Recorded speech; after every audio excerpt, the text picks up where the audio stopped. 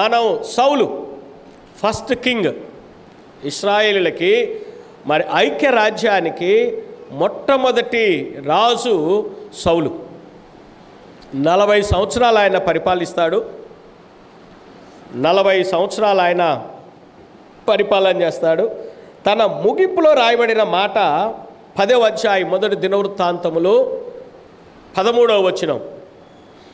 ఈ ప్రకారం యెహోవా ఆజ్ఞను గైకొనక ఆయన దృష్టి ఎదుట ద్రోహము చేసినందుకును, యెహోవా యొద్ద విచారణ చేయక కర్ణ పిశాచముల యొద్ద విచారణ చేయదాన్ని వెతికినందుకును సౌలు హతమాయెను.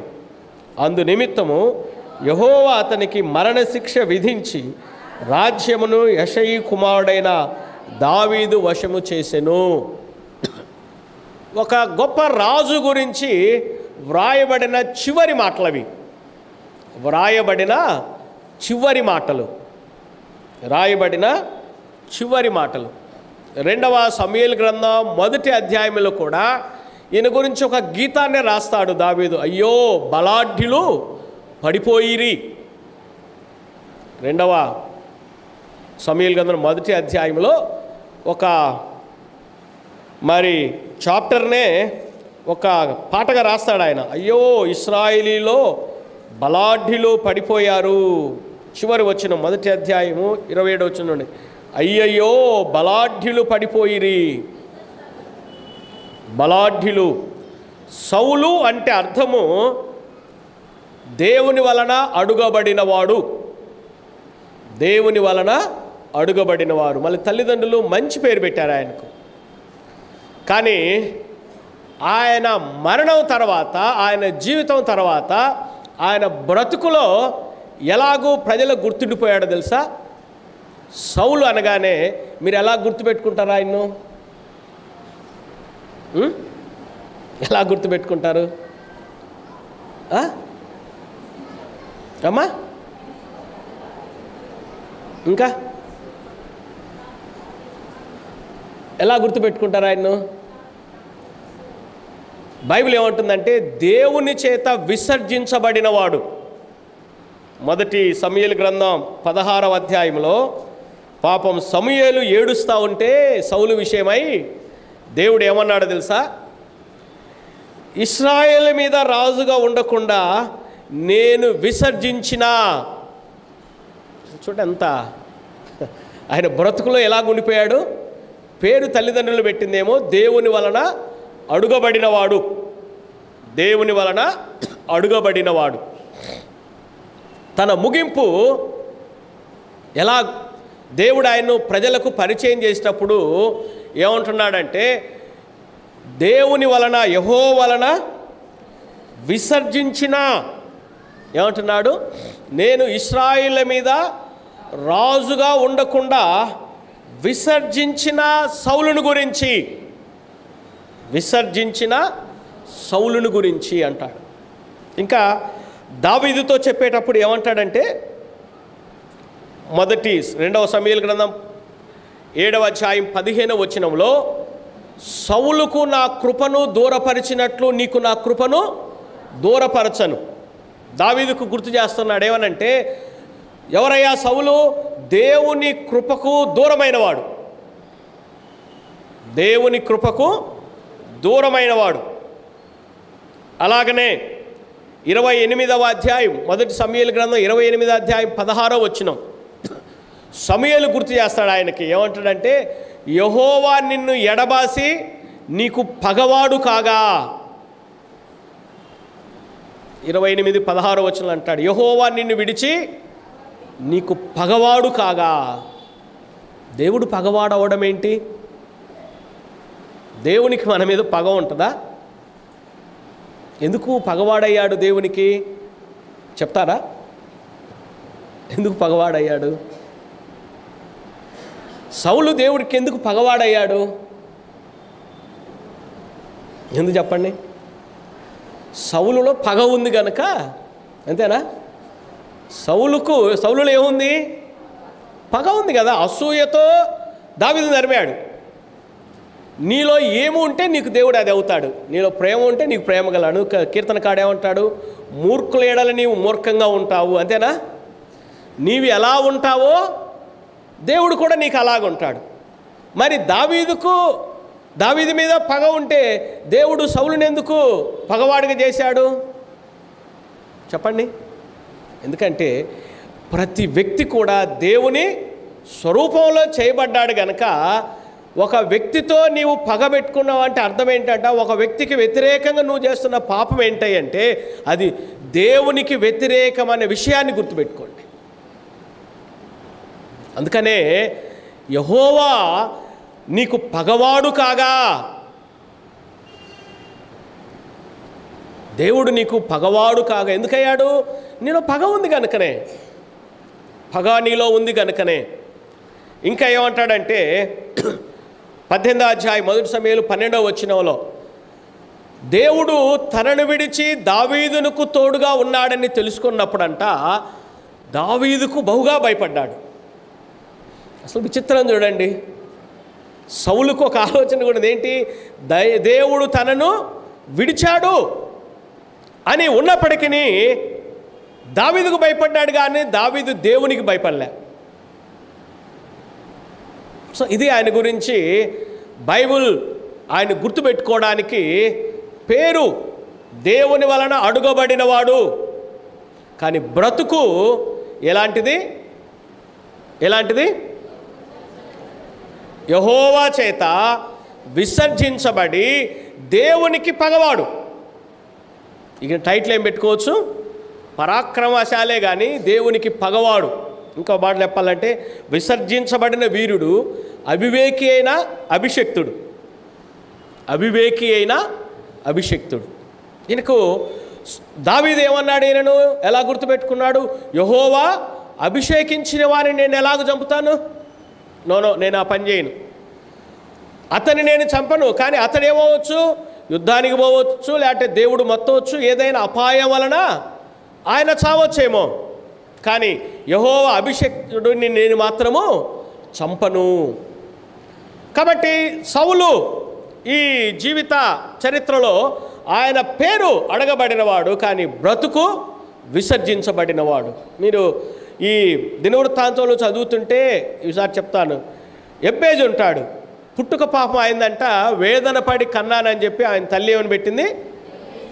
ఎబ్బేజ్ అని పేరు పెట్టింది. ఎబ్బేజ్ అంటే అర్థమైందంటే వేదన పుత్రుడు. అందరు పాపం ఆయన ఎబ్బేజ్ అని ఎగతాళి చేసేవాళ్ళేమో. ఆయన ఏం చేశాడు తెలిసిన? ఇశ్రాయేలు దేవుని ప్రార్థించినప్పుడు మొదటి దినవృత్తాంతం 4, 9, 10 వచనాల్లో ఉంటుంది. ప్రార్థించినప్పుడు అంట ఆయన బ్రతుకు ఎలా చేశాడు దేవుడు అంటే తన సహోదరులందరికంటే ఘనముగా చేశాడు. పుట్టుక సరైనది కాకపోవచ్చు, ఒకవేళ బాధకరం కావచ్చు, కానీ బ్రతుకు బాధకరం కాలే. ఈరోజు చాలామంది ప్రియమైన వారులారా మన పుట్టుకను బట్టి అతిశయిస్తాం. పుట్టుక దేవుడికి లెక్క కాదు.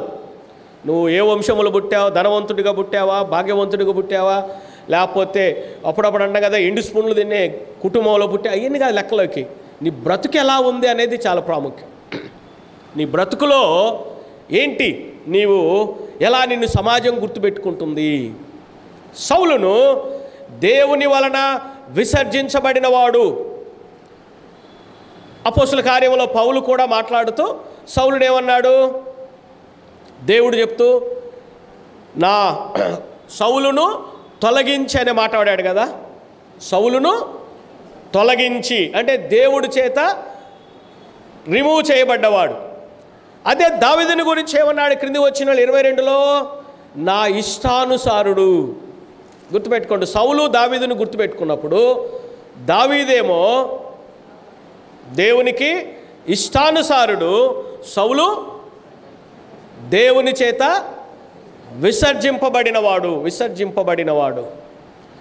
సౌలు దావీదులను గుర్తు చేసుకుంటే దావీదు కష్టాలు పడి అధికారంలోకి వచ్చాడు, సౌలేమో ఈజీగా అధికారంలోకి వచ్చాడు.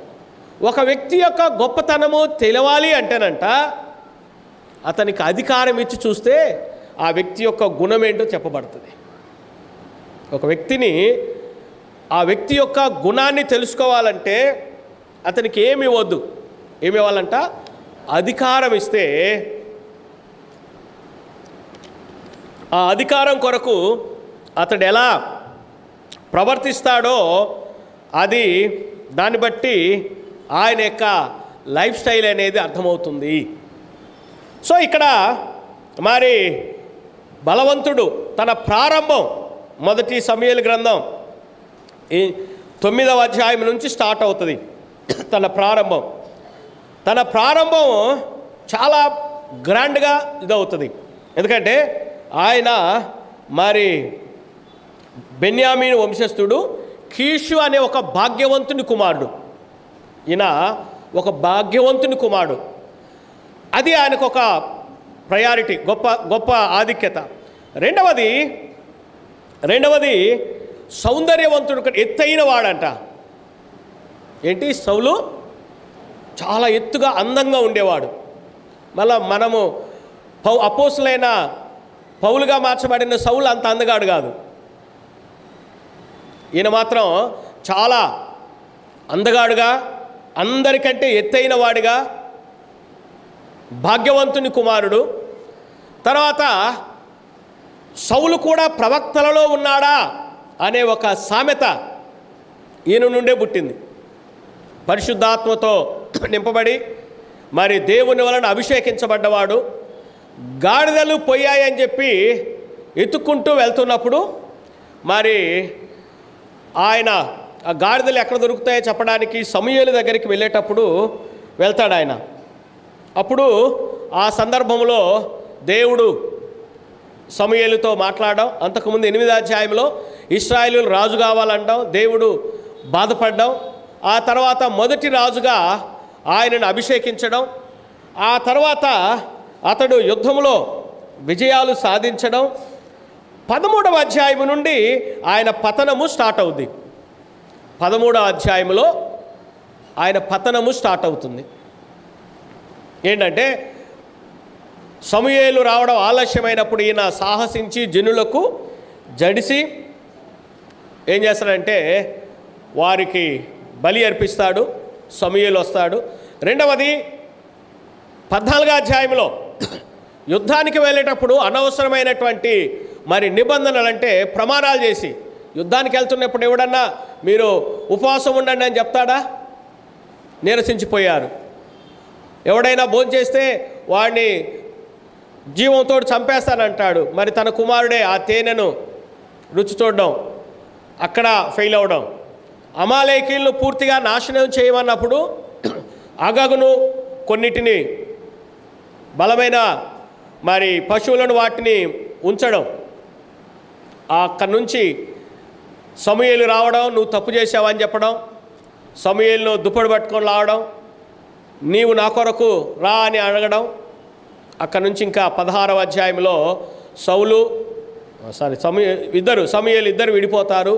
పాపము సమూయేలు ఏడుస్తూ ఉంటాడు. బైబిల్ చెప్తుంది, నేను విసర్జించిన సౌలుని గురించి నీవెంతకాలము దుఃఖిస్తావు. నిజంగా ఒక దైవజనుడికి తన బిడ్డల పట్ల ఎంత అనుబంధం ఉందో చూడండి. సౌలుకు లేదు, కానీ సౌలు గురించి మరి సమూయేలు ఏడ్చాడని రాయబడి ఉంది. ఇంతకాలం దేవుడే చెప్తున్నాడు, నువ్వెంతకాలము ఇంకా దుఃఖిస్తావు అంటే. ప్రియమైన వారలారా, నీవు బ్రతుకున్నావంటే నీ కొరకు ఎవరో ప్రార్థన చేస్తున్నారు. అది దైవజనుడు కావచ్చు, నీ తల్లి కావచ్చు, నీ కుటుంబం కావచ్చు, ఎవరో ఒకరు నీ కొరకు ప్రార్థిస్తూ ఉన్నారు. సో అక్కడి నుంచి ఇక ఆయన దేవునికి వ్యతిరేకంగా నడిచిపోతాడు.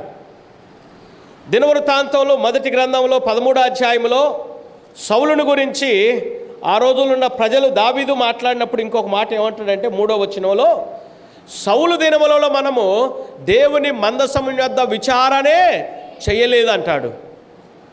ఎంత ఎట్లా గుర్తుండిపోయాడు చూడండి. తర్వాత 10వ అధ్యాయంలో మనం చదువుకున్న భాగంలో ఏమని రాయబడింది? ఆయన దేవుని సన్నిధానములో ద్రోహం చేశాడు, యెహోవా యొద్ద విచారణ చేయలేదు, కర్ణపిశాచాల దగ్గరికి వెళ్ళాడు.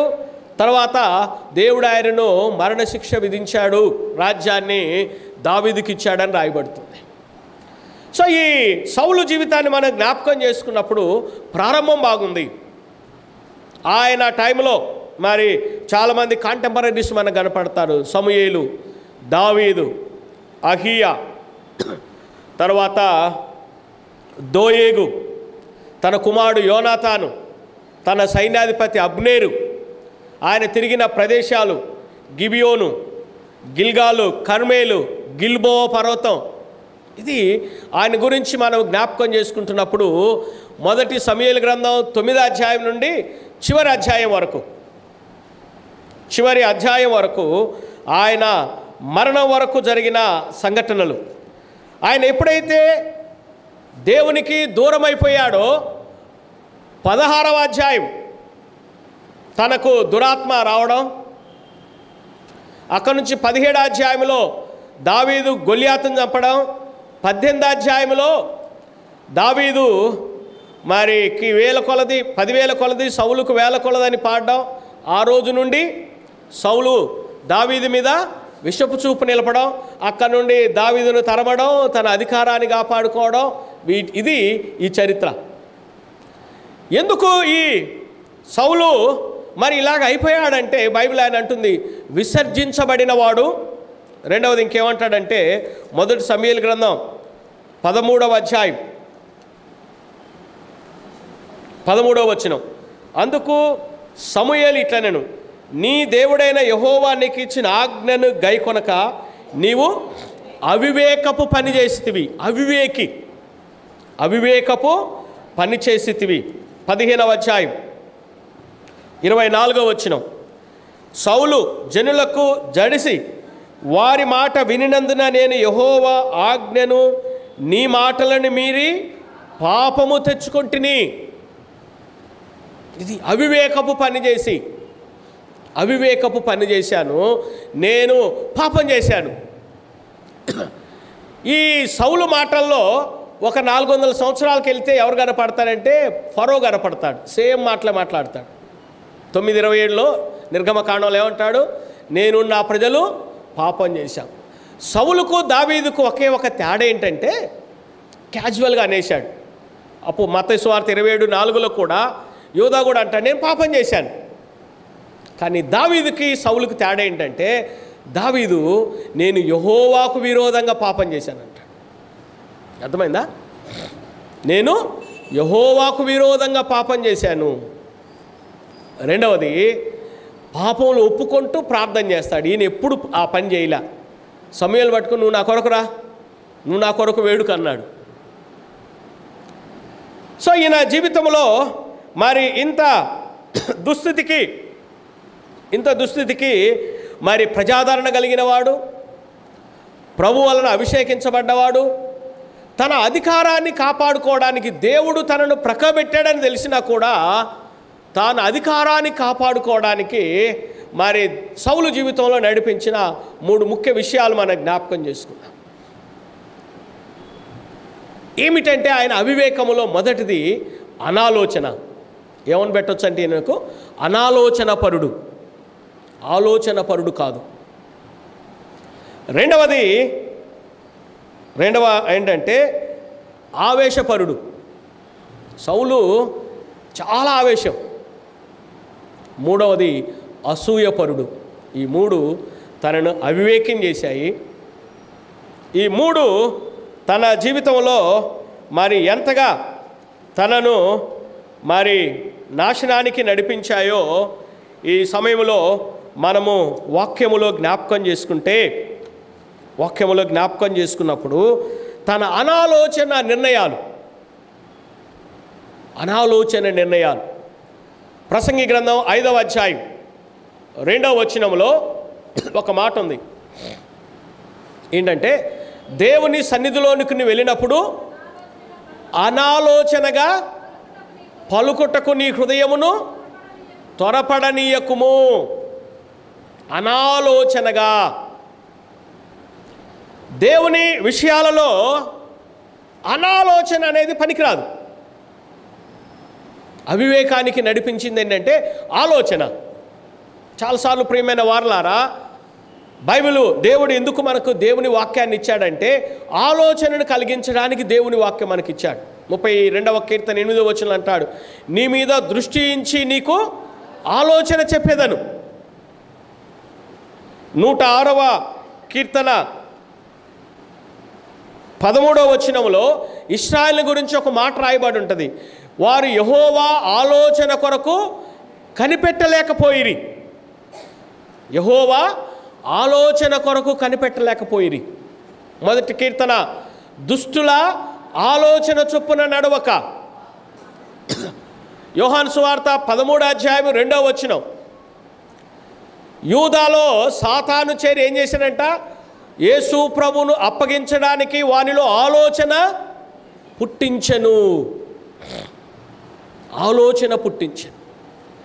దేవుడు మానవునికి అవసరమైంది అంటే ఆలోచించి నిర్ణయం తీసుకోవడం. అందుకనే సాతానుడు ఎప్పుడు మన మైండ్ను వాడుకుంటాడు. ఆలోచనలు ఎక్కడి నుంచి వస్తాయి? ఎక్కడి నుంచి వస్తాయి? ఇక్కడ నుంచి వస్తాయి కదా. సో ఆలోచనల్లో గందరగోళం చేస్తాడు. అందుకని బైబిల్ ఏమంటుందంటే, నరుని హృదయములోని తలంపుల్లోని ఊహ అంతయు ఎల్లప్పుడూ చెడ్డది, ఊహల్లో నుంచి వచ్చేది ఆలోచన. ఆలోచన ఏమవుతుంది?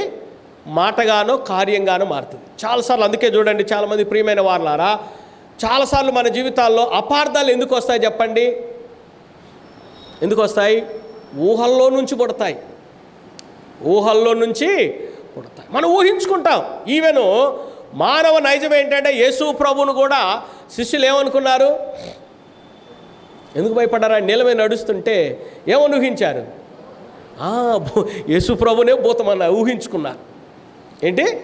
ఊహించుకొని ఈ ఊహల్లో నుంచి ఆలోచన వస్తుంది. ఈ ఊహల్లో స్టార్ట్ చేస్తాడు సాతాను. ఊహల్లో వాడు మనల్ని విహరింపజేస్తాడు. అందుకని ఊహ చెడ్డదైనప్పుడు ఆలోచన కూడా చెడ్డదవుతుంది. గుర్తుపెట్టుకోండి. అందుకనే మీరు బైబిల్ చదువుతున్నప్పుడు ఒక మాట ఉంటుంది. దానియేలు గ్రంథం 4వ అధ్యాయం 30-31 వచనాల్లో నెబుకద్నెజరు తనలో తాను అనుకొనెను. లూకా సువార్త 12వ అధ్యాయంలో ధనవంతుని గురించి చెప్పబడ్డప్పుడు కూడా ఏమంటాడు? తనలో తాను అనుకున్నాడు. ఓకేనా? ఏంటి తనలో తాను అనుకోవడం అంటే? తన ఊహలు, తన ఊహల్లో నేను ఇలా చేస్తా. సో ఈ దేవుడు ఈయనకు అధికారము ఇచ్చాడు, ప్రజలను పరిపాలించమన్నాడు. ద్వితీయోపదేశకాండం 17వ అధ్యాయం 17వ వచనం ప్రకారం రాజుకు కిరీటము, బైబిల్ 2 ఉండాలి. కిరీటం ఉండాలి తల మీద, చేతిలో బైబిల్ ఉండాలి. ప్రతిరోజు దాన్ని చదవాలా, దాన్ని కాపాడుకుంటే కిరీటం ఉంటుంది. అయితే రాజుల గ్రంథం మీరు చదివినప్పుడు కిరీటం కాపాడుకోవడానికి ఏం చేశారు? బైబిల్ను పక్క పెట్టారు. అందుకే వాళ్ళు పోయారు, వాళ్ళ దేశాలు పోయినాయి, వాళ్ళ కుటుంబాలు కూడా పోయినాయి. సో బైబిలు వాళ్ళ చేతుల్లో ఉండాలి, సొంత బైబిల్ ఉండాలి, దాన్ని చదవాలి. చదివి దేవుని యొక్క ఆలోచన కొరకు కనిపెట్టాలి. మీరు దావీదు కూడా యుద్ధానికి వెళ్ళాల్సిన ఒక సమయం వచ్చినప్పుడు 23వ అధ్యాయం 1 సమూయేలు గ్రంథంలో యుద్ధానికి వెళ్ళాల్సిన ఒక సమయం వచ్చినప్పుడు ఏం చేశాడు? దేవుని యొద్ద విచారణ చేస్తాడు. నేను వెళ్ళాలా లేదా ప్రభువా? నేను వెళ్ళాలా లేదా? సౌలు జీవితంలో ఈ ఆలోచించే ఆ గుణమే లేదు. దేవుని యొక్క విచారణ కొరకు. అందుకే మీరు 28వ అధ్యాయం 1 సమూయేలు గ్రంథం చదివితే యుద్ధం వస్తుంది, భయం పుట్టుకుంది. అప్పుడు ఎవరి దగ్గరికి వెళ్ళాలి విచారణకి? అప్పుడు కూడా వెళ్ళాల. ఇంకేం చేశాడు? వేషం మార్చుకొని కర్ణపిశాచం దగ్గరికి వెళ్ళాడు. ఒకప్పుడు ఈ కర్ణపిశాచాలన్నిటినీ ఆయన వెళ్ళగొట్టాడు. సో చెప్పుతారంట చూడండి, అప్పుడప్పుడు మీ ఇళ్ళకు చెప్పించుకుంటారు కదా. సో ఎక్కడికి వెళ్ళాడు? ఆలోచన కొరకు ఎక్కడికి వెళ్ళాలి? నాకు ఆలోచనకర్త అయిన యెహోవాను నేను స్తుతించదను 16వ కీర్తనలో దావీదు అంటాడు. దేవుడు తనకు ఆలోచనకర్తగా ఉంటే మంచి చెడులు వివేచింపజేస్తాడు. సాతాను మనకు ఆలోచనకర్తగా ఉన్నప్పుడు వాడు చెడుకు నడిపిస్తాడు. యూదాలో ఏం చేయాలంట? సాతాను దూరి ఆలోచన పుట్టించాడు. ఏమని? యేసును అప్పగించడానికి. క్రీస్తునందు ప్రియమైన వారలారా, సౌలు జీవితంలో అనాలోచన నిర్ణయాలు ఆలోచించలే. దాని తర్వాత వచ్చేది ఏంటి? సమూయేలు లేట్ అయ్యాడు, ఆలస్యమైంది. ఒక మాట అంటాడు, జనులకు జడిచి లేదా జనులకు భయపడి. మీరు జాగ్రత్తగా సమూయేలు జీవితాన్ని అంత చూడండి. జనులకు జడిచి, జనులకు భయపడి, జనులను ద్వేషించి. ఇంకేం లేవు ఇంకా ఆయన గురించి. 85 మంది యాజకులను చంపేస్తాడు. దోయేగానే పశువుల కాపరిని పిలిపించి 85 మందిని, వాళ్ళ పిల్లలను, సంపదను, పశువులను కూడా నిర్మూలన చేస్తాడు. అదే సమయంలో దేవుడు చెప్పి అమాలేకీలను పూర్తిగా చేయమంటే రాజును ఉంచాడు, కొన్ని బలమైన వాటిని ఉంచాడు. సో కొన్నిసార్లు అధికారం మనకు దేవుడు ఇచ్చినప్పుడు గుర్తుపెట్టుకోండి, ఎందుకు అనాలోచన పరుడు అన్నానంటే, దేవుడు ఈయన రాజు కాబట్టి నేను ఏదైనా చేస్తాను అనుకున్నాడు. అర్థమైందా? రాజును కాబట్టి నేను బలి అర్పించవచ్చు, ప్రజలను పాలించవచ్చు అనుకున్నాడు. అది ఆలోచన గుర్తుపెట్టుకోండి. ఆలోచన అనేది నేను ఎంతవరకు, నా పరిధి ఎంతవరకు, నేను ఎంతవరకు ఈ పని చేయాలి, దేవుడు నాకు ఇచ్చిన పని ఎంతవరకు. ఇప్పుడు యోసేపు దగ్గరికి పోతిఫెర భార్య బలవంత పెట్టినప్పుడు ఏమన్నాడు? అమ్మా, నా పనేంటో, నా పరిధి నాకు తెలుసు, నిన్ను తప్ప ఇక అన్నీ నాకు ఇచ్చాడు, కాబట్టి నేను ఆ విషయంలో యెహోవా దృష్టికి పాపం చేసి, దుష్కార్యం చేసి నేను ఎలాగూ ఘోరమైన పాపాన్ని కట్టుకుంటాను. కాబట్టి ప్రియమైన వారలారా, సంఘములోనైనా సమాజంలోనైనా నీ పరిధి దాటి నీవు ఆలోచించి ఇంకో పని చేశావంటే నీవు అనాలోచన పరుడువే. అది ఎక్కడైనా గుర్తుపెట్టుకోండి. నా పరిధి, నేను ఏమి చేయాలి. ఎందుకంటే దేవుని వాక్యం ఎవరికైనా దైవజనుడిగా నేనేం చేయాలి, లేదంటే ఒక విశ్వాసిగా నువ్వేం చేయాలి, పెద్దలుగా మీరేం చేయాలి, లేదా ఒక భార్యగా, భర్తగా, పిల్లలుగా మీ పరిధులు ఏంటి అనేది దేవుడు క్లియర్గా రాయించి ఉంచినప్పుడు నువ్వు ఏమి చేయాలో అది నీవు చేయకపోవడమే అనాలోచన. నువ్వు చేయాల్సింది నువ్వు చేయకుండా వెయిట్ చేయాల్సి ఉన్న టైం. అక్కడ జనులకు దేవుని మీద ప్రేమ కాదు. అర్థమైందా? లేదా అక్కడ రాజు కంప్లీట్గా వాళ్ళని నాశనం చేయమన్నాడు. చేసి కూడా ఇంకేమంటాడంటే, నేను ఇంత తప్పు చేశాననే పశ్చాత్తాపము సౌలులో ఎక్కడ రాలేదు. నేను పాపం చేసినది క్యాజువల్గా చెప్తాడు. ఆయన అనాలోచిత నిర్ణయాలు. అదే సమయంలో యుద్ధానికి వెళ్తున్నప్పుడు 14వ అధ్యాయంలో కూడా ఎవడు మీరు భోజనం చేయకూడదు అంటాడు కదా. ఎంత నష్టం జరిగింది, వాళ్ళంతా బలహీనులైపోయారు.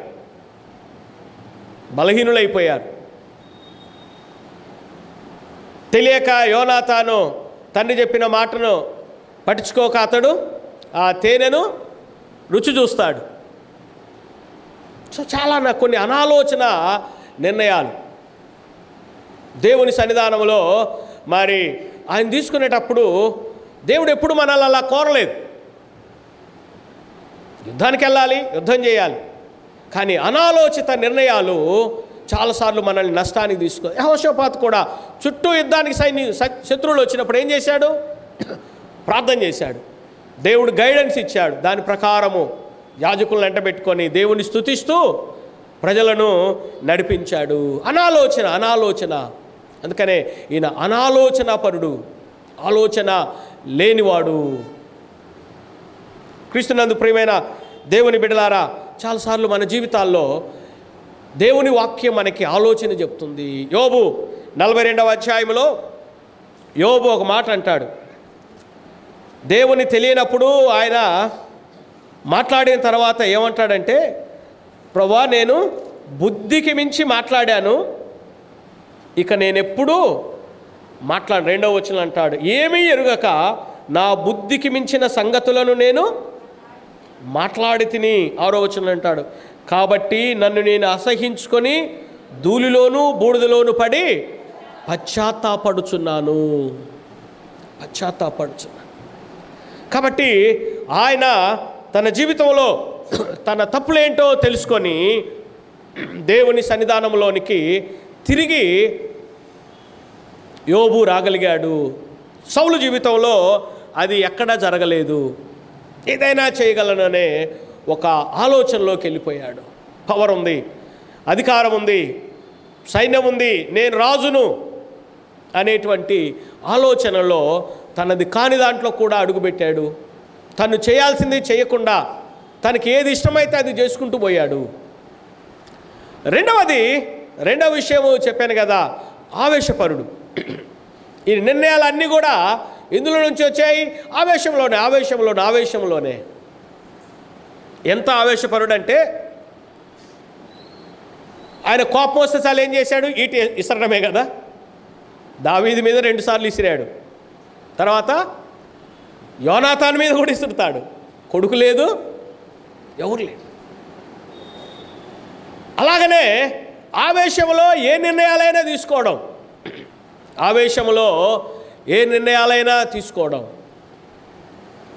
ఒక్క నిమిషం ఆలోచించి ఆయన నిర్ణయాలు చేసినట్టుగా మనం చెప్పాను కదా, 16వ అధ్యాయం నుండి 31వ అధ్యాయం వరకు వస్తే ఆయన ఆవేశపూరిత నిర్ణయాలు. కొడుకును ఏమంటాడు తెలిసినా, ఆగడగొట్టు దాని కొడుక అంటే అర్థం ఏంటి అర్థం ఏంటంటే ఒక చెడిపోయిన స్త్రీకి వేశ్య కొడుక ఏమంటున్నాడు, తన భార్యను కూడా అవమానిస్తున్నాడు. అగడగొట్టు దాని కొడుక 20వ అధ్యాయం 30వ వచనంలో చూడండి. ఆవేశంలో తన మాటలు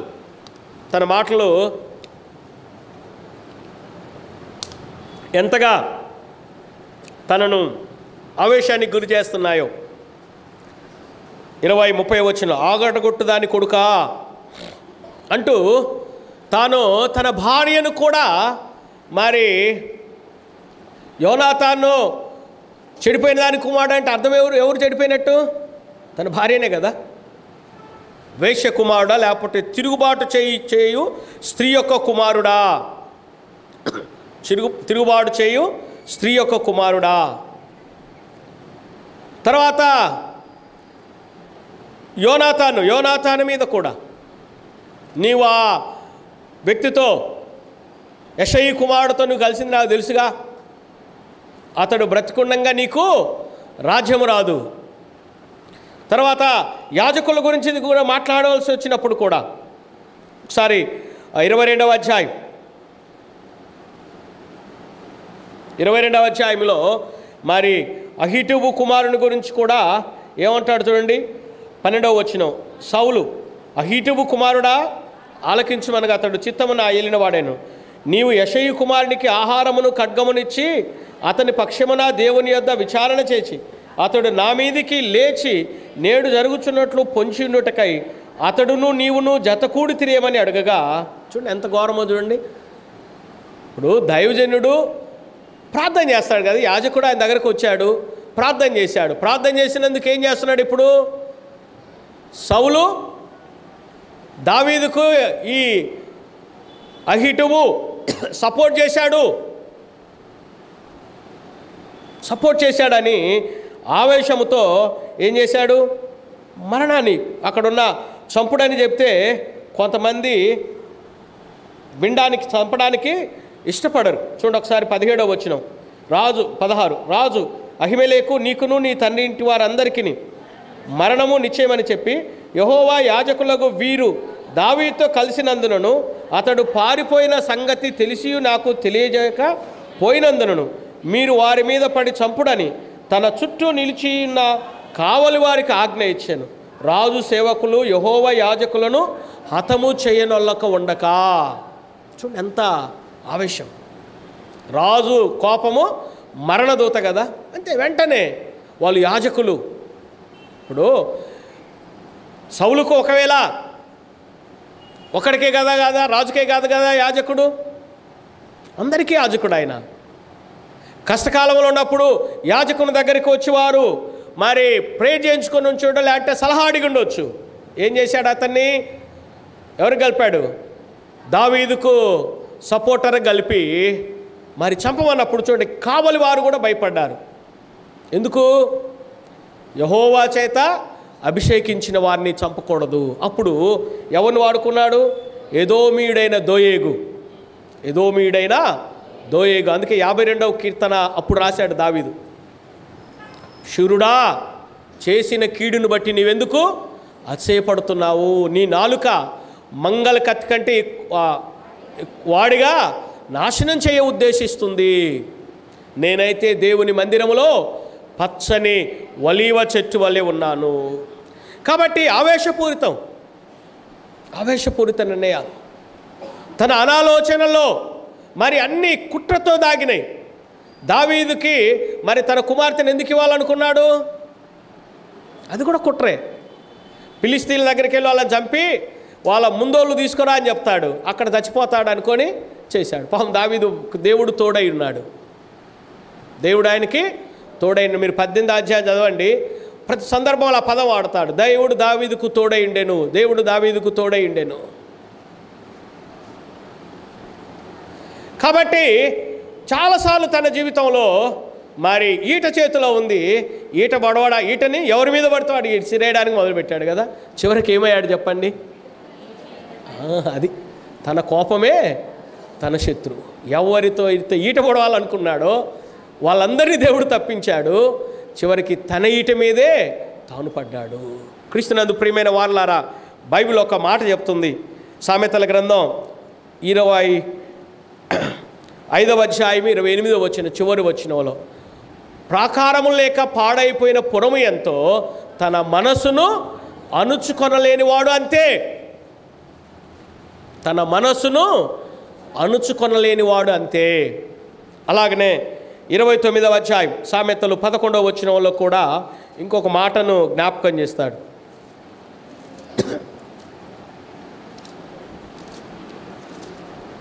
29:11 వచనం, బుద్ధిహీనుడు తన కోపమంతా కనబరుస్తాడు, జ్ఞానము గలవాడు కోపమును అణుచుకుంటాడు.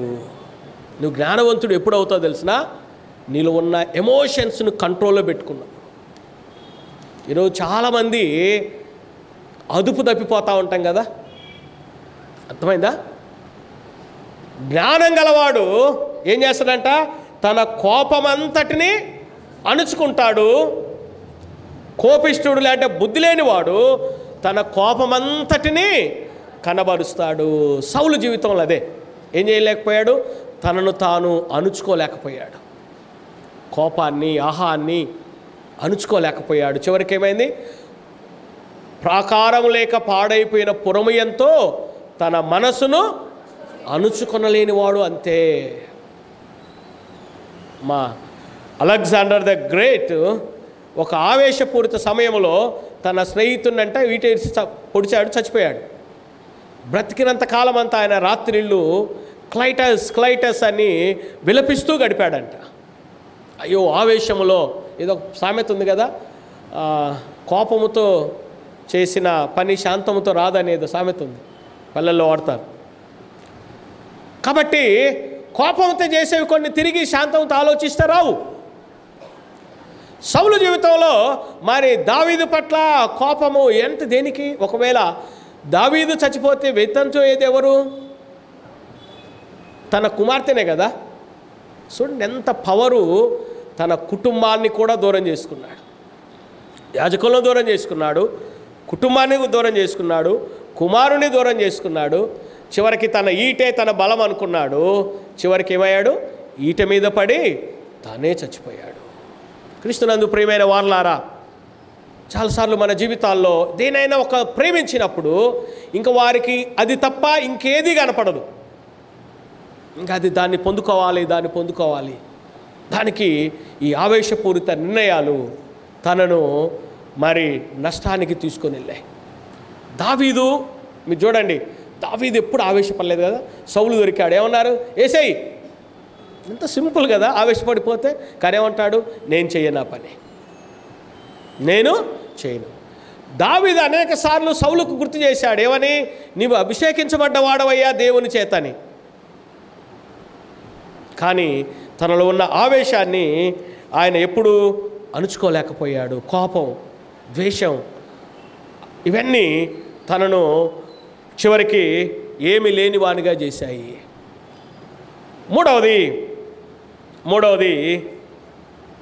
మూడవది అసూయపరుడు. 18వ అధ్యాయంలో ఏంటి కారణం అసూయకి? ఒకే ఒక కారణం. సౌలు 1000 కొలది, దావీదు 10,000 కొలది. 9వ వచనం, నాట నుండి సౌలు దావీదు మీద విషపు చూపు నిలిపాడు. ఏమిటి కారణం? ఒక యుద్ధం జరిగింది. ఆ యుద్ధములో విజయాన్ని తీసుకొచ్చింది ఎవరు? దేవుడు. దావీదు కూడా కాదు. దేవుడు అనే విషయాన్ని మర్చిపోయారు. చాలాసార్లు మనం చేసే పని అదే. ఇదంతా గొడవలు పెట్టింది ఎవరు? మధ్యవర్తులే. వీళ్ళు బుద్ధిలోని వాళ్ళు ఏం పాడాలా? దేవునికి పాడాలి కదా స్తుతులు. వీళ్ళు ఏమన్నారు? సౌలు 1000 కొలదన్నారు, దావీదు 10,000 అన్నారు. వీళ్ళు పెట్టిందే గొడవ అది. అందుకనే చర్చిలో కూడా ఎప్పుడు వ్యక్తులను ఎప్పుడు తీసుకురాకండి. దేవుడు చేశాడు. ఇప్పుడు సపోజు పాస్టర్ గారే చేశారనుకోండి, కమిటీ వాళ్ళకి ఏమవుద్ది? మేము లేకపోతే ఆయన చేశాడా? అంతేనా? సో ఎందుకు అసలు గొడవ? ఏదైనా దేవుడి కార్యాలు, ప్రయారిటీ, క్రెడిట్ దేవుడిదే. కానీ ఒకవేళ దావీదు నడిపించుండొచ్చు. సో అది ఏం చేసింది? ఒక విధమైనటువంటి విషపు చూపు. ఏం రాయబడింది? విషపు చూపు నిలిపాడు. విషపు చూపు నిలిపి ఇంకా దావీదును వెంటాడడం మొదలుపెట్టాడు. ఏమన్నాడు? రాజ్యం తప్పైతే నేను తీసుకుంటాడు. అసలు రాజ్యం ఏనదా? చెప్పండి. రాజ్యం ఎవడిది? దేవుడిది. నీకైనా దావీదుకైనా దేవుడు ఇవ్వాలి. నీతో ఆల్రెడీ ఆయనతో చెప్పాడు, నీ నుండి తీసి దావీదుకి ఇస్తున్నాడని చెప్పాడు. అయినా కూడా ఈయనకి ఈట దొరికిందిగా, పొడుస్తూనే ఉన్నాడు. 54వ అధ్యాయం యెషయా గ్రంథంలో ఒక మాట ఉంటుంది కదా, నీకు విరోధంగా రూపించబడిన ఏ విధ ఆయుధము వర్ధిల్లదు. ఎన్నిసార్లు ఈట పొడిచాడు, ఎన్నిసార్లు దొరికినా దేవుడు ఇవ్వాలి కదా. ఒక ఆయన గురి చూడకుండా వేస్తే ఏమయ్యాడు? బాణం తగిలిందా? మరి ఈయన గురి చూసి తిన్నా కూడా పక్కనున్నా కూడా తగలలేదు. ఆ టైంలోనే దావీదు అనేక కీర్తనలు రాస్తాడు. సో ఎందుకు ఈ అసూయ ఎలాంటిదంటే, ఒక దైవజనుడు చెప్తూ ఏమంటాడంటే, ఆయన తన అనుభవాల్లో చెప్తూ, నేను 22 సంవత్సరాల నుంచి సేవ చేస్తున్నాను. దేవుని మందిరంలోనంట నేను వ్యభిచారం చేశానో, దొంగతనం చేశానో, లంచం తీసుకున్నానో, అబద్ధం చెప్పానో ఏడ్చి తప్పులు ఒప్పుకున్న వాళ్ళు ఉన్నారంట. కానీ నేను అసూయపరుడినయ్యా, నన్ను క్షమించని ఒప్పుకున్న వాళ్ళు ఎక్కడా నాకు కనపడలేదని చెప్తాడు ఆయన. ఏంటి? నాలో అసూయ ఉంది ప్రభువా, అసూయ వలన నేను ఎవరితో సరిగా ఉండలేకపోతున్నాను, అసూయ అనే రోగంతో నేను బలహీనుడనేనని చెప్పి ఎప్పుడు ఎవరు ఒప్పుకున్నట్టుగా కనబడలేదంట. మీరు ఎప్పుడైనా ప్రార్థన చేశారా? అసూయ అయిన దయ్యం నాలో ఉంది ప్రభువా. యోబు గ్రంథం 5వ అధ్యాయం 2వ వచనం, అసూయకు కారణం అంట. 2వ వచనం ఒక మాట ఉండండి. దౌర్భాగ్యమును గూర్చి ఏడుచుట వలన మూఢులు నశించెదరు, బుద్ధి లేని వారు ఏమవుతారంట? అసూయ ఉందంటే ఏమర్థం? బుద్ధి లేనివారు. రెండవది అసూయ అంట, గుర్తుపెట్టుకోండి. ఇప్పుడు నాకు ఒక తిండిపోతనం ఉందనుకోండి, ఆ తింటే నేను ఏమవుతా? సాటిస్ఫై. ఓకే, నాకు దొరికింది, తిన్నాను. లేదు, నాకు ఒకవేళ కామం ఉందనుకోండి, అది దొరికినప్పుడు నేను ఓకే సాటిస్ఫై అయ్యాను. లేదు, నాకు ధనాపేక్ష ఉందనుకోండి, డబ్బు దొరికింది, నేను హ్యాపీ అవుతా. లేదంటే సోమరితనం ఉందనుకోండి, రెస్ట్ తీసుకుంటే నేను ఫ్రీ అవుతా. కానీ ఈ అసూయ అనేది ఉంది చూడండి, దానికి ఏముండదంటే సాటిస్ఫాక్షన్ ఉండదు. ఇక అర్థమైందా? అది ఏమంటాడంటే స్వయంకృతాపరాధం, అది ప్రతిఫలము పొందలేనిది. అసూయ అనేది స్వయంకృతాపరాధం, అది ఇంకా దానివల్ల ఎటువంటి ప్రతిఫలం అనేది ఉండదంట. ఎవరైనా కూడా ఎవరిలోనైనా ఈ అసూయ అనేది రావచ్చంట. ఎవరిలోనైనా అసూయకు తేడాలు లేవు, రక్త సంబంధాలు లేవు. గుర్తుపెట్టుకోండి, దావీదు మీద అసూయ పడింది ఎవరు? సౌలు. ఎవరైనా పిల్లనిచ్చిన మామ. యోసేపు మీద అసూయ పడింది ఎవరు? అన్నలు. ఓకేనా? యేసు ప్రభు మీద అసూయ పడింది ఎవరు? తన సొంత జనులే. కాబట్టి అసూయకు రక్త సంబంధాలు ఉండవు. అసూయకు రక్త సంబంధాలు ఉండవు. అసలు చాలాసార్లు సమస్యలు తీసుకొచ్చే దేవుడు ఇంట్లో వాడే. అలాగనే ఇతరుల గురించి చెడుగా భావించి చేసే పాపం ఏదైనా ఉందంటే అది అసూయేనంట. ఇతరుల గురించి చెడుగా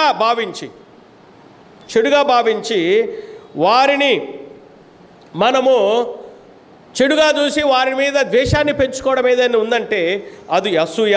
ఇంకొక మాటలో ఏమంటాడంటే అసూయ అంట దేవుని ఎడల అసంతృప్తి అంట. ఇంకో మాట చెప్పన ఏంటి? దేవా, వాడికి నువ్వు అన్ని ఇచ్చావు, నేను కూడా అనుకునే కదా, నాకెందుకు ఇవ్వలేదు? అర్థమైందా? ఎందుకు మూడు నశిస్తారనేది అసూయ అనేది. అసలు ఈవెన్ అతని పట్ల కూడా కాదు, దేవుని పట్ల కూడా నీ అసంతృప్తి. ఎందుకు? ఆయనకేనా? నేను కూడా ఉన్నాను కదా, ఏంటి నేను కూడా అనుకుంటేనే అన్నీ ఆయనకి ఇచ్చావు అని ఒక విధమైనటువంటి దేవుని ఎడలో కూడా మన యొక్క అసంతృప్తిని వెళ్ళగక్కడం. ఇతరుల విజయాల పట్ల కాదు, దేవుని పట్ల కూడా మన అసంతృప్తిని వెళ్ళగక్కడం అనేది అసూయ. ఈ అసూయ ఉన్న వ్యక్తులు ఏమంటారు తెలిసినట్టున, రహస్యంగా నువ్వు వెళ్ళి జరిగిన ఎవరికైనా ఒక మేలు జరిగితే నువ్వు బాధపడుతున్నావు అంటే ఆటోమేటిక్గా నీళ్ళు అసూయ ఉన్నట్టే. రెండవది ఇంకొక మాట అంటాడు, ఏమంటాడంటే ఒకవేళ అభినందిస్తాం, ఎవరినైనా అభినందిస్తాం, కానీ ఇంకో పదం వాడతాం, కానీ ఇంకా బాగా చేయాల్సి ఉంది, అది కూడా అసూయే. ఏంటంట? కానీ అనే పదముతో అభినందించేది కూడా అసూయే. చాలాసార్లు మనం అభినందిస్తాం, కానీ అనే పదాన్ని మనము వాడుతాము. అందుకనే గుర్తుపెట్టుకోండి, ఆ భక్తుడు ఏమంటాడంటే మనము అసూయతో చేసే పోరాటం కేవలం ఆ వ్యక్తినే కాదు, ఆ వ్యక్తిని దీవిస్తున్న దేవునికి వ్యతిరేకంగా నీవు పోరాడడం. అందుకనే దావీదుకు వ్యతిరేకంగా సౌలు పోరాడాడు కనుకనే దేవుడు ఏమన్నాడు సౌలును? సమూయేలు చెప్తూ, యెహోవా నీకు పగవాడు కాగా. ఈ ఉదయకాలం ప్రియమైన వాళ్ళారా, నీకు ఎంతమంది పగవాళ్ళు ఉన్నారు, పరాయి వాళ్ళు ఉన్నారు? ఒకసారి ఆలోచించండి, ఎంతమంది నీకు పగవారు ఉన్నారు? యెహోవా నీకు పగవాడు. ఎందుకు? నువ్వు ప్రతివాడి మీద పగ పెట్టుకున్నావు కనుకనే. ఇక నువ్వు నన్ను అడిగితే ఏమిటి ప్రయోజనం? అందుకనే సౌలు జీవితంలో ఈ మూడు విషయాలు ఆయనలో ఉన్నాయి. వీటి నుంచి ఎప్పుడు బయటపడడానికి ఆయన ఎప్పుడు అంగీకరించలే. దావీదుకి సౌలుకు తేడా ఏంటంటే, దావీదేమో దిద్దుబాటుకి ఎప్పుడు ఇష్టపడ్డాడు దావీదు, సౌలు ఎప్పుడు ఇష్టపడలే. 50వ కీర్తన 17వ వచనం అంటాడు, దిద్దుబాటు నీకు అసహ్యము కదా. చూసా చాలామందిని దేని ప్రేమిస్తావంటే కరప్షన్ ఎక్కువ ప్రేమిస్తాం, కరెక్షన్కి ఇష్టపడం. Corruption or correction. టీచర్ దగ్గరికి వెళ్తే ఏం చేస్తాం? మనం తప్పు రాస్తే టీచర్ ఏం చేస్తారు? కరెక్ట్ చేసి మళ్ళా రాసుకురా అని చెప్తారు. బైబిల్ కూడా అదే. దేవుడు కూడా మంచి టీచర్ ఆయన. మనందరం తప్పులు చేస్తాం. దేవుని వాక్యం ఏం చెప్తుందంటే, ఇదిగో ఇక్కడ నువ్వు తప్పు చేశావు, కరెక్ట్ చేసుకో. దిద్దుబాటు నీకు అసహ్యము. దిద్దుబాటు లేని సౌలు చివరికి బైబిల్ రాయబడింది ఏమని? దేవుని చేత విసర్జించబడినా. ఎందుకు అంత దిద్దుకోలేకపోయాడు? ఎందుకు ఈ అసూయను లేదా అనాలోచనను ఆవేశాలు దిద్దుకోలేకపోయాడు? ఒకే ఒక కారణం ఏంటి? పదవి మీద ఆకాంక్ష. పవర్ అధికారం. ఇది పోతే ఇంక నేను బతకలేనేమో, నేను సదాకాలం ఈ అధికారం క్రింద ఉండాలేమో. చాలాసార్లు ప్రియమైన వారలారా, దేవుని కంటే కొన్నిటిని ఎక్కువగా మనం ప్రేమించినప్పుడు ఏం చేయలేం? అది వదలలేం. దేవునైనా వదులుతాం కానీ అది వదిలిపెట్టలేం. అది ఏదైనా కావచ్చు. ఈరోజున్న సమాజంలో మనుషులు హత్యలు, చంపుకోవడాలు, కోర్టు కేసులు ఎందుకయ్యే కారణం అంటే దేవుని కంటే సుఖానుభవం ఎక్కువగా ప్రేమించడం. మనము ఆ సుఖాలను లేదా సంపదలను లేదా మన యొక్క అధికారాలను ప్రేమించడం దేవుని కంటే. సౌలు జీవితంలో ఇదే ఆయన చేసిన పని. దావీదేమంటాడు? ప్రభువా నీవు నాకు ఆకాశం, దావీదు పదం కాదులేదు, అది ఆసాపు అంటాడు. సౌలు దావీదు జీవితంలో ఏదన్నా నో చెప్పినప్పుడు ఏమన్నాడు? ఎస్ ప్రభు అన్నాడు కదా. నువ్వు తప్పు చేశావన్నప్పుడు ప్రభువా నేను దిద్దుకుంటాను. ప్రజలకు నష్టం జరుగుతున్నప్పుడు ప్రభువా నన్ను శిక్షించయ్యా, గొర్రెలాంటి ఈ ప్రజలు ఏం చేశారని ప్రభు సన్నిధిలో మరి కన్నీరు కారుస్తాడు. ప్రియమైన వారలారా, మనుషులు మనందరం బలహీనులం. యేసుక్రీస్తు ప్రభు బలహీనుల కొరకు ఆయన చనిపోయాడు. అయితే ఎప్పుడంటే మనం ఒప్పుకోవడానికి, సరిదిద్దుకోవడానికి ఇష్టపడినప్పుడు. ఇన్ని సంవత్సరాల నుంచి దేవుని సన్నిధానంలోకి వస్తూ 40 సంవత్సరాలు, ఒకవేళ సౌలు ఒక 6-7 సంవత్సరాలు సరిగా పరిపాలించాడేమో, మిగతా 30 సంవత్సరాలు తన అధికారాన్ని నిలుపుకోవడానికే ఆయన చెయ్యని ప్రయత్నం లేదు. చివరికి ఏమైంది? అధికారం పోయింది, ప్రాణం పోయింది, కుటుంబం పోయింది, దేవుడి కృప పోయింది. మనందరికీ ఎలా గుర్తుండిపోయాడు? పేరేంటి ఆయన అర్థము? యెహోవా చేత అడగబడినవాడు. కానీ బైబిల్ ఆయన ఎలా గుర్తుపెట్టుకోమంటుంది? యెహోవా చేత విసర్జించబడినవాడు. ఈ ఉదయకాలం ప్రియమైన వారలారా, మన జీవితాల్లో మరి కొన్నిటిని విసర్జించుకోలేని ఏంటి మన జీవితాల్లో మన మీద డామినేట్ చేస్తూ ఉన్నాయి? మన మీద డామినేట్ చేసి ఇది లేకపోతే నేను బ్రతకలేను, దేవుడు లేకపోయినా పర్లేదు, ఇది నాకు కావాలనుకొని పట్టుకొని వ్రేలాడుతూ మనుషులను దూరం చేసుకొని, శాంతిని దూరం చేసుకొని, నిద్రను దూరం చేసుకొని ప్రశాంతంగా జీవించలేని స్థితి ఏది నీ జీవితంలో ఉంది? ఒకసారి మనల్ని మనం పరీక్షించుకుందాం. పేరు దేవుని చేత అడగబడ్డవాడు, కానీ బ్రతుకులో తన చివరి ముగింపు మాటలు ఏంటంటే యెహోవా చేత విసర్జించబడినవాడు. యెహోవాకు విరోధంగా పనిచేసినవాడు, దేవుడే పగవాడిగా అయినటువంటి వ్యక్తి. కారణం తనలో కొన్న వాటిని వదులుకోలేకపోయాడు, అణుచుకోలేకపోయాడు, కొన్నిటిని విడిచిపెట్టలేకపోయాడు. ఈ ఉదయకాలం నీలో ఏమీ విడిచిపెట్టలేకపోతున్నావు? ఏటిని నీవు దేవుడు నీకు ఆలోచన, దేవుడు ఒక పని నీకు అప్పచెబితే ఆలోచనతో చెయ్యి. ప్రభు ఆలోచన కొరకు కనిపెట్టు. దావీదు జీవితంలో అదే, ప్రభు ఆలోచన కొరకు యుద్ధానికి వెళ్ళాలా, వెయిట్ చేయి, చెప్పినప్పుడు వెళ్ళేవాడు. ప్రార్థన చేసుకుందా? ఈ ఉదయకాలం మన జీవితాల్లో మన ప్రారంభం మంచిదై ఉండొచ్చు, మన పుట్టుక మంచిదై ఉండొచ్చు, మన పేరు మంచిదై ఉండొచ్చు, మనం చేసే పని మంచిదై ఉండొచ్చు. కానీ నీ ముగింపు ఎలా ఉండబోతుంది? యెహోవా చేత నేను విసర్జించిన సౌలు అంటూ దేవుడు ఆయన గురించి రాస్తూ ఉన్నాడు. దేవుడే నిన్ను విసర్జిస్తే మనం అనొచ్చు, మేమే ఆయన్ని విసర్జిస్తే ఇంక ఆయన మమ్మల్ని విసర్జించేదేంటని.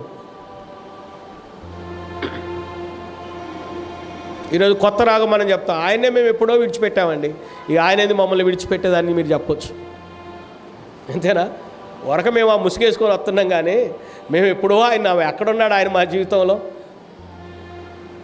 అని మనం అనే స్థితిలో ఉన్నామా? ఏది నీ జీవితంలో? సౌలు జీవితంలో వాటిని వదులుకోలేకపోయాడు, సరిదిద్దుకోలేకపోయాడు. దేవుని కంటే సుఖాన్ని ఎక్కువ ప్రేమించాడు, అధికారాన్ని ప్రేమించాడు. దావీదుకున్నట్లుగా సౌలుకు కష్టాలు ఏమీ లేవు.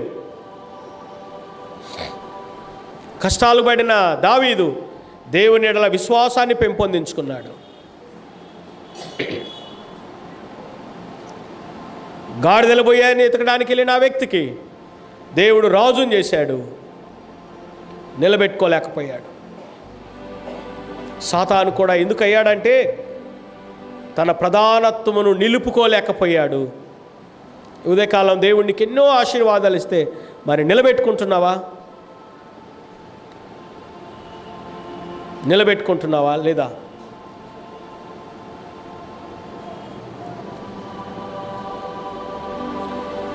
ప్రభు మనల్ని నిలబెట్టడానికి సమర్థుడు. ఆయన నువ్వు ఒప్పుకొని ఎడలా ప్రభు క్షమిస్తాడు. నీలో జయించలేని ఏ పాపమైనా ఆయన ద్వారా నీవు జయించగలవు.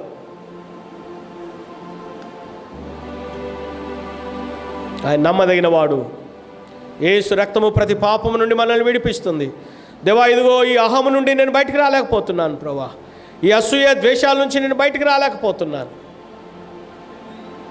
దేవా. నేను అణుచుకోలేకపోతున్నాను. కొన్ని విషయాల్లో కోపాన్ని, నాలో ద్వేషాన్ని అణుచుకోలేకపోతున్నాను ప్రభా. నాకు సహాయం చేయమని అడిగితే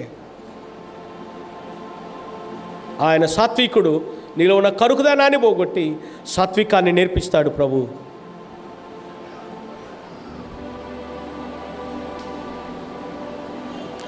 ప్రేమ కలిగిన మా తండ్రి, పరిశుద్ధుడైన దేవా, మీకు వందనాలు. మా తండ్రి, ఉదయకాలం మీ పాద సన్నిధిలో సౌలు జీవితంలో నుండి కొన్ని విషయాలు జ్ఞాపకం చేసుకోవడానికి కృప చూపావు ప్రభా. పేరు మంచిదేనైనా అడగబడినవాడు, కానీ బ్రతుకులో విసర్జించబడినవాడని నీ వాక్యములో మేము జ్ఞాపకం చేసుకుంటున్నాం ప్రభా. మేము కూడా నీ చేత విసర్జించబడేవారుగా ఉండకుండాలాగన ప్రభా మీరు మరలా రాబోతున్నావు తండ్రి. గురుగులు గోధుమలను మీరు వేరుపరుస్తావు నాయన.